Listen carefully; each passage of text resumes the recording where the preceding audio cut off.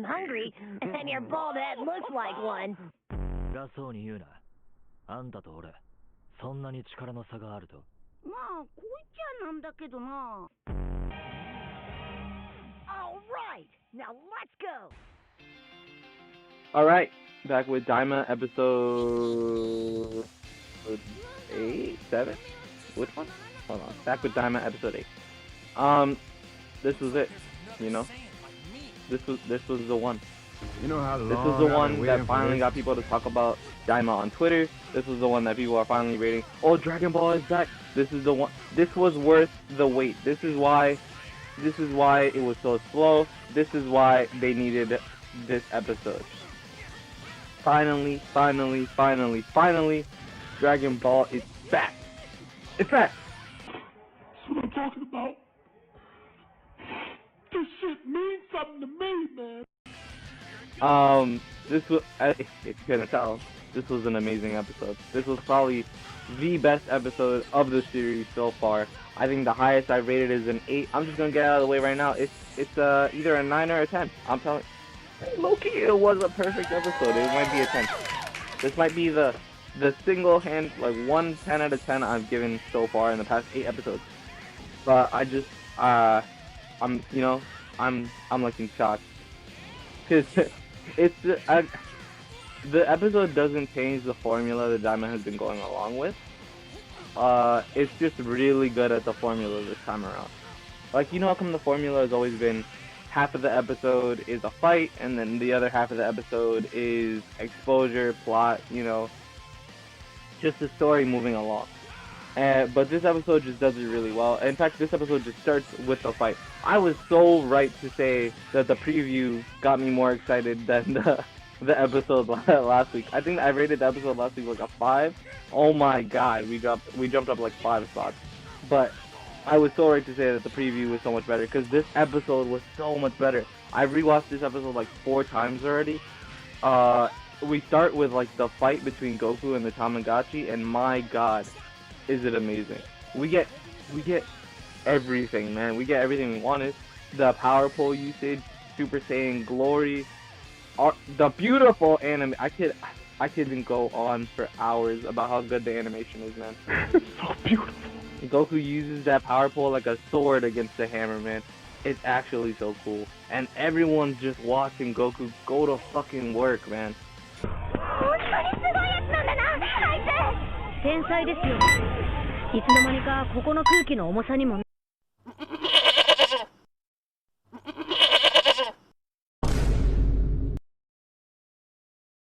It's amazing. I don't even know how to describe how good. I'm gonna put, you know me, I'm gonna put some screenshots, some low-key recordings.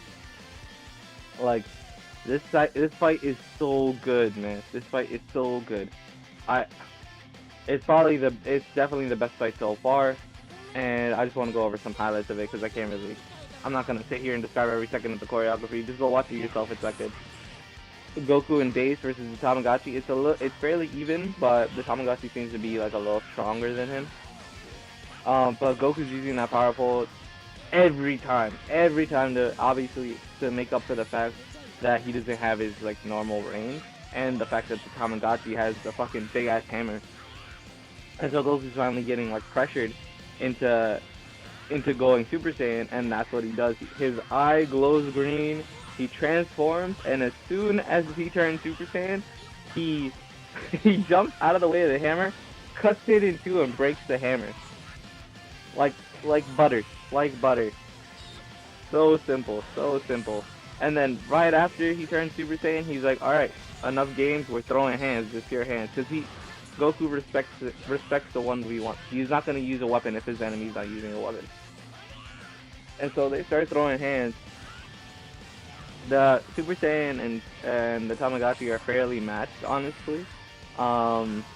There's no real like big winner as far as I could see. Goku's definitely probably stronger than him in Super Saiyan, but the Tamagotchi was definitely keeping up during the Super Saiyan part. And I don't know who was animating the. I know some of these animators are consistent on Dragon Ball, and so I really appreciate that.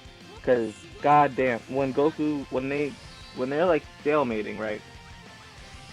Goku decides to bring out the one and only the Kamehameha, right? And so he goes to the top of a building. The camera is going fucking insane. The camera is going fucking crazy while he's charging it up. It's going up, down, left, right, circling around Goku. That shit looks so good. It looks so good. And then Goku fires the Kamehameha. Tamagotchi fires his little blast, right? The Kamehameha just straight pulverizes the fucking blast from the Tamagotchi. Using the Tamagotchi's face, he's like, oh. And then and then Goku, the Tamagotchis are like actually holding down the Kamehameha, right? And so Goku goes Super Saiyan 2 in order to like overpower the Tamagotchi. He ends up throwing the blast all the way up. As soon as he throws the blast all the way up, we see Goku on Namek basically. Just, you know, you see it in an instant. It's like a quick zoom by like clap, and then boom, Goku's elbow is in his stomach. Makes him do a crazy face. When I came down. I wish we got to see more of Super Saiyan 2 in the fight, but seeing how much more powerful Super Saiyan 2 was actually than seeing how much more powerful Super Saiyan 2 was than the actual Tamagotchi, just, you know, that it gives respect to Super Saiyan 2. I don't know, like, known fact, Super Saiyan 2 is my favorite transformation. I don't know. I think it just looks the best on everyone, except for, like, Vegeta. Vegeta, like, you can't really tell his Super Saiyan and Super Saiyan 2 apart, really. But, like, I think Super Saiyan 2 just looks the best on everyone. Like, I know Goku's hair change isn't that much from Super Saiyan and Super Saiyan 2, but I feel like that slight difference in his hair always looks a lot cooler than Super Saiyan. I don't know. That's my take. But Super Saiyan 2 just always seems to have looked better to me. But yeah, then the fight ends. God damn, that was a good fight. And we get the Dragon Ball. Well, no, we don't get the Dragon Ball. Goku has to do one of those games where you look for the Dragon Ball, where you look for the thing in a cup while the person is taking them around. Everyone got lost except for Goku. Goku knew exactly where it was. He said, it's behind me, isn't it? Like, you're not playing with me. You're not fooling no one. Goku's a smart guy. He's a smart guy. You know I got full court vision. How does he do that? And then that's when they finally get back on the plane with the Dragon Ball. Everything's going well, and we cut to Arinshu, talking about some. We get a lot of plot actually. Like, that's all. Like, if half of this episode was the fight, and then half of this episode was like no plot, I think it wouldn't be the 10 out of 10 it is. But because the plot is so thick in this episode, like I said earlier in the other review that maybe everything was going so slow and now they're gonna start pumping shit up really quickly. I think that might be what happened, because they pumped in a hell of a lot of lore here. So I think she goes to like this old witch who's making a Majin Buu for her, and apparently that old witch was the person who originally created Majin Buu, not Bibidi. Bibidi just paid her to do it and then took credit. But yeah, so she made Majin Buu, and like I think she was like just make him controllable this time so that she can control him. And her plan is to use the Dragon Balls for something. I don't know yet, but something. And so Goku and his friends are playing into her fucking plan as Glorio like tells her that they got the Dragon Ball. And so that happens, and like I don't know what she's gonna wish for with the Dragon Ball. I don't know, maybe control Majin Buu, but that's I don't know. I'm interested.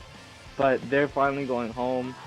Not going home, but they're going back to the King's place because that's where Vegeta and Piccolo are, because they're gonna stay there. And Vegeta gets all embarrassed because he gets embarrassed by the tour guide, I'm gonna call him. It was funny. But that's really where the episode ends. But I don't know how to explain more of the plot stuff. So the plot was sick. Because a Majin Buu is gonna be crazy. Because that's probably where the fusion's gonna come in. Because if they're gonna successfully make another Majin Buu, then that's probably where Vegeta and Goku are gonna fuse. And I'm excited to see more Vegeta and Goku interaction in their mini form, so that's gonna be cool.